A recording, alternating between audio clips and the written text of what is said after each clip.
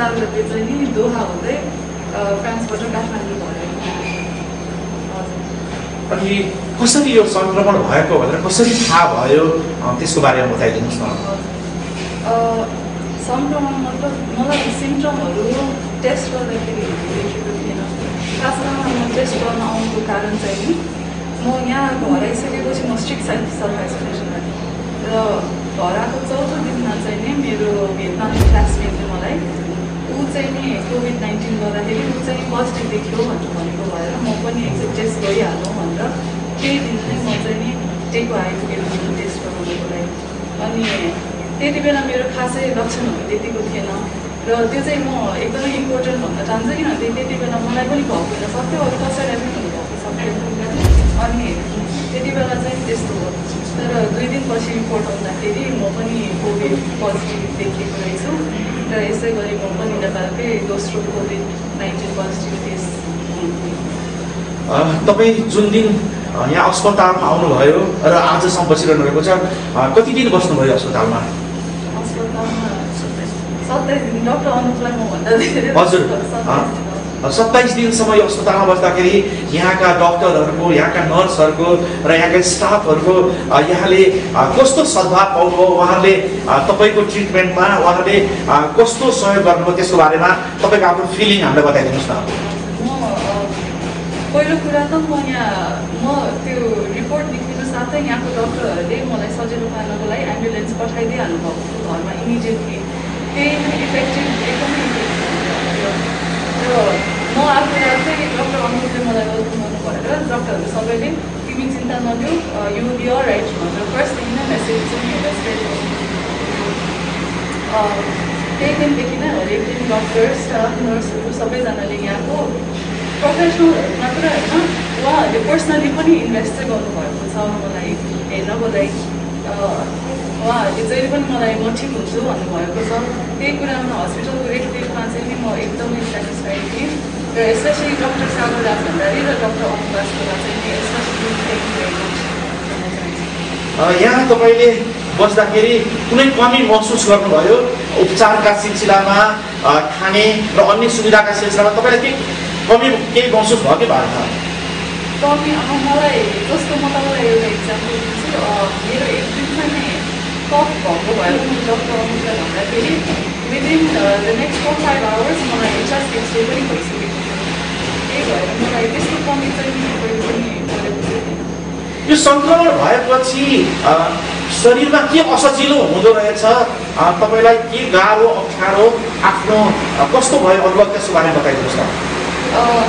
मलाई खासमा टेको आएको 1-2 दिनपछि बल्लसम्म लक्षणहरू देखिन थालेको चाहिँ त्यो पछि नै हो र त्यो पछि मेरो माइल्ड केस थियो। जस्तो मेरो उमेरकोहरू धेरै होला माइल्ड थियो, मेरो पनि माइल्डै थियो र माइल्ड केसमा चाहिँ मेरो सास फेर्न अप्ठ्यारो भएको थियो, पेटमा दुखाइ, खोकी लाग्थ्यो र थकाइ चाहिँ एकदम गाह्रो लाग्थ्यो, पलङबाट निस्किन मन हुन्थ्यो। हजुर, त्यही नै हो मेरो। हजुर, अब यसरी निको भएर घर जाँदै हुनुहुन्छ, नेपाल सरकारले यो अहिले यो कोभिड-19 को संक्रमण फैलिन नदिन जुन व्यवस्था गरेको छ, अस्पतालमा यस्तो उपचारको व्यवस्था गरेको छ, सरकारलाई तपाईँ के भन्न चाहनुहुन्छ?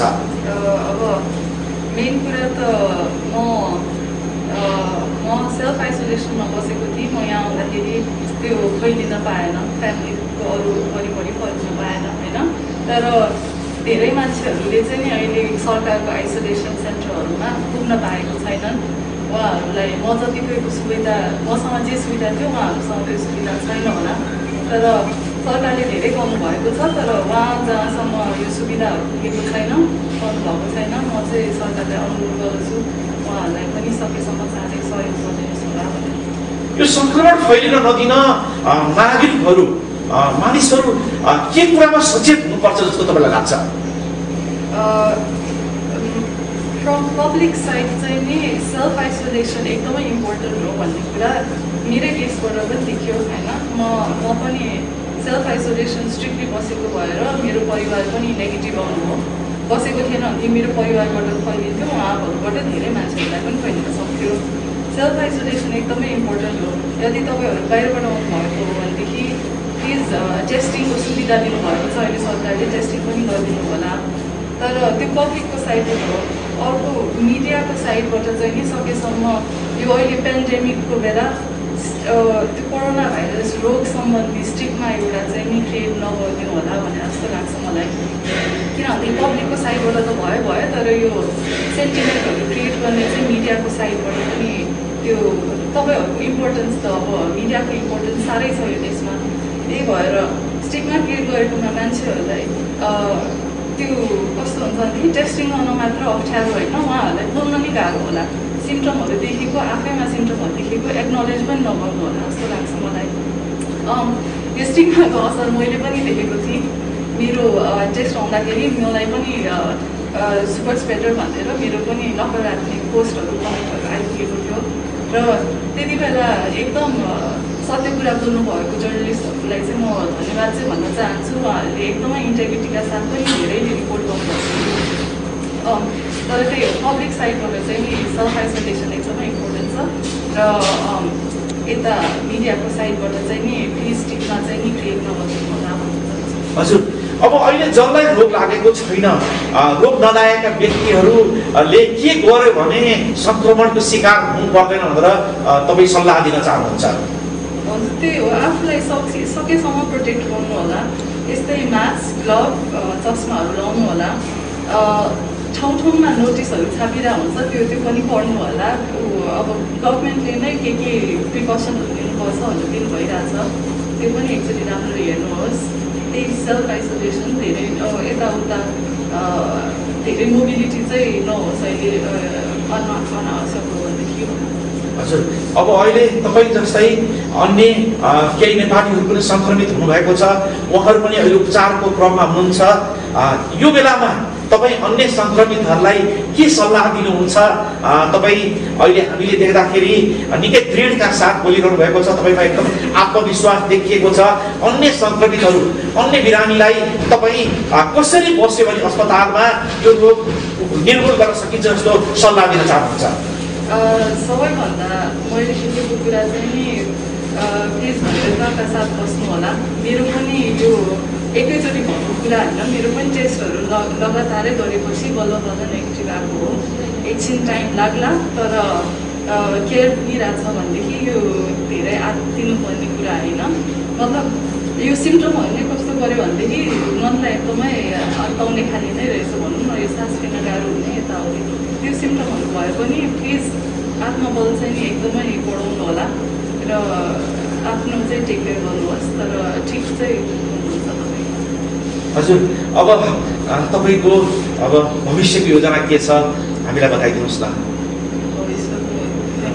हजुर अब मेरो रिकभरी भएको पनि मेरो लागि एउटा ठुलो मौका पाएको छु मैले किनभनेदेखि मेरो रिकभरी हुनु साथै मेरो अब बडीमा एन्टिबडी मेरो प्लाज्मामा एन्टिबडी भएको भएर मैले यो चाहिँ अब डोनेट गर्न पाइरहेको छु समाजलाई र मेरो आशा छ कि फ्युचरमा होपफुली नहोस् तर कोही पनि कोरोना भाइरसको सिभियर पेसेन्टहरू देख्यो भनेदेखि चाहिँ नि उहाँहरूलाई मैले यो डोनेट गरेको प्लाज्माले चाहिँ नि हेल्प गरोस् उहाँहरूको स्वास्थ्य जसरी भए पनि हेल्प गरोस् र अरू जो रिकभर हुनुहुन्छ उहाँहरूले पनि यतिकै हामी सँगै डोनेट गरौँ सँगै हेल्प गरौँ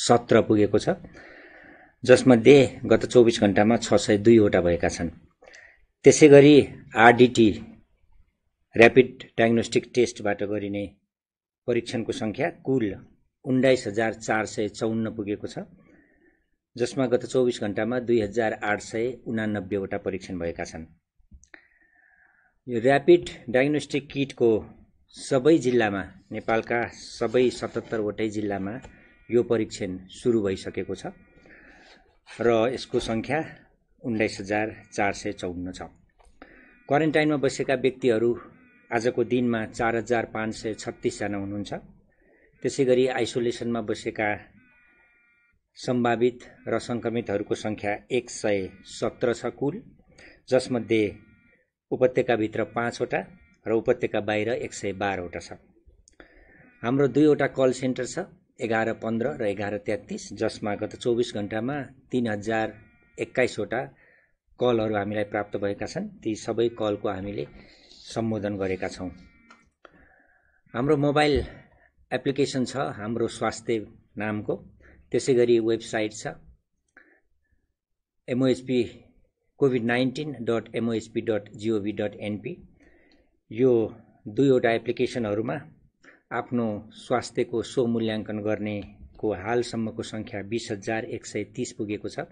गत 24 घण्टामा 1,118 जनाले आफ्नो स्वमूल्याङ्कन गर्नुभएको छ। त्यहाँहरूमध्ये 3 जना सम्भावित संक्रमितको जोनमा हुनुहुन्छ, जसलाई हामी रेड जोन भन्छौँ। यसरी सो जोनमा रहने व्यक्तिहरूको सङ्ख्या 254 पुगेको छ। उहाँहरूलाई हाम्रो आफ्नो सिस्टम मार्फत सम्बन्धित महाशाखाबाट ट्रेसिङ गर्ने काम भइरहेको छ। हिजो कोरोनाको थप 14 जनाको पुष्टि भएको छ। उदयपुरमा 12 जना र चितवनमा 2 जना।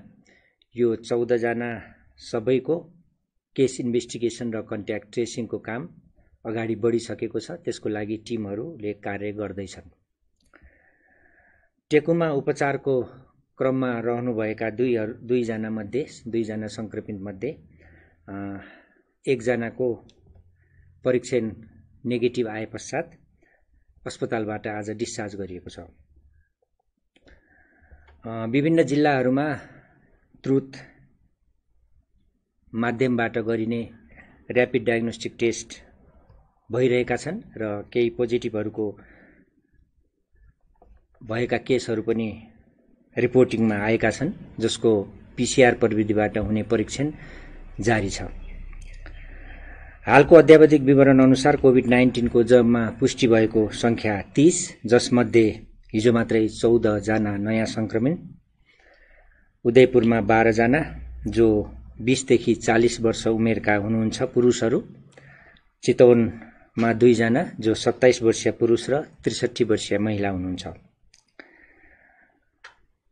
यसरी 30 जना टोटल संक्रमित मध्ये 2 जना निको भएर घर फर्किसकेको अवस्था र 28 जना विभिन्न अस्पतालमा उपचारार्थ हुनुहुन्छ। टेकुमा 1 जना, पाटनमा 2 जना, बागलुङमा 2 जना, धनगढीमा 5 जना, वीरगञ्जमा 4 जना, भरतपुरमा 2 जना र विराटनगरमा 12 जना हुनुहुन्छ। सबैको स्वास्थ्य स्थिति हालसम्म सामान्य छ। मैले केही अनुरोध गर्न चाहन्छु। अझै पनि विभिन्न सञ्चार माध्यमहरूमा कोभिड-19 का संक्रमितहरूको नामसहितको विस्तृत विवरणहरू प्रकाशित भएको हामीले पाएका छौँ। त्यसो सम्प्रेषण नगरिदिनु हुन फेरि अनुरोध गर्छौँ। र मैले आज बालबालिका तथा किशोर किशोरीको लागि केही अनुरोध लिएर आएको छु। लकडाउनले गर्दा बालबालिका तथा किशोर किशोरीहरूले असहज अवस्था भोगिरहेको हुन सक्छ। केहीलाई मानसिक वा मनोसामाजिक समस्या पर्न सक्ने, सुत्न नसक्ने, डराउने आदि समस्याहरू आउन सक्छ। त्यसैले उहाँहरूको उपचारमा, उहाँहरूको हेरचाहमा विशेष ख्याल गर्नुपर्ने हुन्छ। उहाँहरूलाई सकेसम्म रमाइलो वातावरण सिर्जना गर्ने, घरभित्रै खेल्न सकिने खेलहरू खेल्ने, विभिन्न शारीरिक तथा बौद्धिक क्षमता वृद्धि गर्ने खालका क्रियाकलापहरूमा सहभागी गराउने, बालबालिकाहरूलाई टिभीमा धेरै डरलाग्दा कुराहरू हेर्न नदिने, त्यस्ता दृश्य चित्रहरू बारम्बार हेरेमा उहाँहरूमा नकारात्मक असर पर्न सक्छ। घरायसी विभिन्न क्रियाकलापहरूमा सहभागी गराउन सक्नुहुन्छ। यसरी आफ्ना बालबालिका र किशोर किशोरीलाई यो लकडाउनको समयमा घरभित्र रहँदाखेरि सहज वातावरण र अघि मैले भनेका कुराहरूमा ख्याल गरिदिनु हुन अनुरोध गर्न चाहन्छु।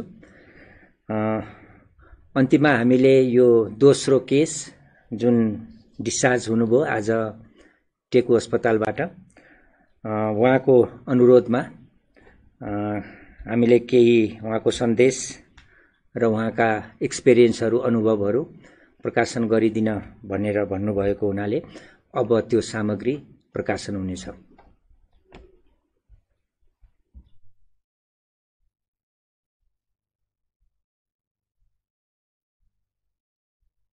को 4 गते चाहिँ नि दोहा हुँदै फ्रान्सबाट काठमाडौँ भयो। अनि कसरी यो संक्रमण भएको भनेर कसरी थाहा भयो त्यसको बारेमा बताइदिनुहोस् न। सङ्क्रमण मतलब मलाई सिम्टमहरू टेस्ट गर्दाखेरि देखेको थिएन। खास गरेर म टेस्ट गर्न आउनुको कारण चाहिँ नि म यहाँ घर आइसकेपछि म स्ट्रिक्ट सेल्फ आइसोलेसन र घर आएको चौथो दिनमा चाहिँ नि मेरो भियतनामी क्लासमेटले मलाई ऊ चाहिँ नि कोभिड-19 गर्दाखेरि ऊ चाहिँ पोजिटिभ देखियो भनेर भनेको भएर म पनि एकचोटि टेस्ट गरिहालौँ भनेर त्यही दिन नै म चाहिँ नि टेको आइपुगेको थिएँ टेस्ट गराउनुको लागि। अनि त्यति बेला मेरो खासै लक्षणहरू त्यतिको थिएन र त्यो चाहिँ म एकदमै इम्पोर्टेन्ट भन्न चाहन्छु किनभने त्यति बेला मलाई पनि भएको हुन सक्यो अरू कसैलाई पनि हुनुभएको सक्यो। अनि त्यति बेला चाहिँ त्यस्तो हो। तर 2 दिनपछि रिपोर्ट आउँदाखेरि म पनि कोभिड पोजिटिभ देखिएको रहेछु र यसै गरी म पनि नेपालकै दोस्रो कोभिड-19 पोजिटिभ केस। तपाईँ जुन दिन यहाँ अस्पतालमा आउनुभयो र आजसम्म बसिरहनु भएको छ, कति दिन बस्नुभयो अस्पतालमा?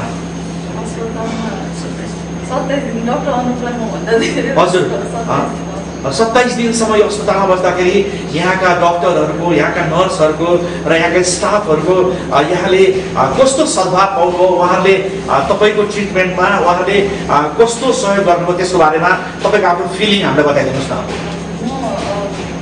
पहिलो कुरा त म त्यो रिपोर्ट निक्लिनु साथै यहाँको डक्टरहरूले मलाई सजिलो पार्नको लागि एम्बुलेन्स पठाइदिइहाल्नु भएको घरमा इमिडिएटली। त्यही पनि इफेक्टिभ एकदमै थियो र म आफू चाहिँ डक्टर अनुपले मलाई वेलकम गर्नु भनेर डक्टरहरू सबैले तिमी चिन्ता नलियो यु विल बी अलराइट भनेर फर्स्टदेखि नै मेसेज चाहिँ स्प्रेड गर्नु। त्यही दिनदेखि नै हरेक दिन डक्टर स्टाफ नर्सहरू सबैजनाले यहाँको प्रोफेसनलहरू मात्र होइन उहाँहरूले पर्सनली पनि इन्भेस्ट चाहिँ गर्नुभएको छ मलाई हेर्नको लागि। उहाँहरूले जहिले पनि मलाई म ठिक हुन्छु भन्नुभएको छ। त्यही कुरामा हस्पिटलको रेखदेखमा चाहिँ नि म एकदमै सेटिस्फाइड थिएँ र स्पेसली डक्टर सागर राज भण्डारी र डक्टर अनुपासकोलाई चाहिँ नि specially thank you very much भन्न चाहन्छु। यहाँ तपाईँले बस्दाखेरि कुनै कमी महसुस गर्नुभयो उपचारका सिलसिलामा, खाने र अन्य सुविधाका सिलसिलामा तपाईँलाई केही महसुस भयो कि भएन? कमी मलाई जस्तो म तपाईँलाई एउटा इक्जाम्पल दिन्छु। मेरो एक दिन चाहिँ कफ भएको भएर मैले डक्टर अनुपलाई भन्दाखेरि विदिन द नेक्स्ट 4-5 आवर्स मलाई चेस्ट एक्सरे पनि भइसकेको थियो। त्यही भएर मलाई त्यस्तो कमी चाहिँ कहिले पनि परेको थिएन। यो सङ्क्रमण भएपछि शरीरमा के असजिलो हुँदो रहेछ, तपाईँलाई के गाह्रो अप्ठ्यारो आफ्नो कस्तो भयो अनुभव त्यसको बारेमा बताइदिनुहोस् न।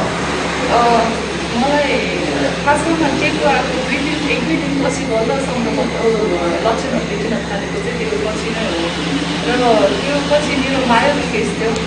जस्तो मेरो उमेरकोहरू धेरैहरूले माइल्ड थियो, मेरो पनि माइल्डै थियो र माइल्ड केसमा चाहिँ मेरो सास फेर्न अप्ठ्यारो भएको थियो, पेटमा दुखाइ, खोकी लाग्थ्यो र थकाइ चाहिँ एकदम साह्रै लाग्थ्यो, पलङबाट निस्किन मन हुन्थ्यो।